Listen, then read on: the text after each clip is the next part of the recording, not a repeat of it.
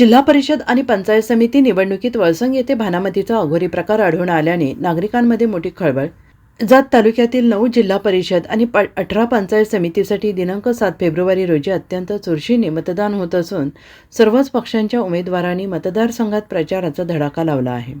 मुचंडी जिल्हा परिषद गटातून शिवसेना शिंदे पक्षाकडून श्रीकांत कृष्णा गुरव, राष्ट्रीय काँग्रेसकडून रमेश इरगोंडा पाटील तर भाजपाकडून रमेश गंगांना देवर्षी हे उमेदवार निवडणूक लढवत आहेत. तर मुचंडी पंचायत समितीतून काँग्रेसकडून अश्विनी मोरे, भाजपाकडून सुनीता बेडगे तर रुपाली नरळ या अपक्ष म्हणून निवडणूक लढवत आहेत.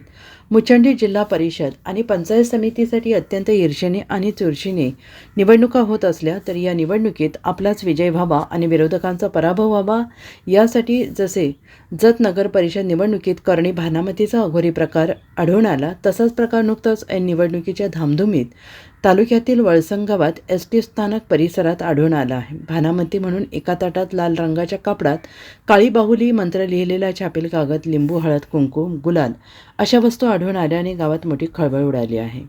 Bureau report SPN Marathi Jat.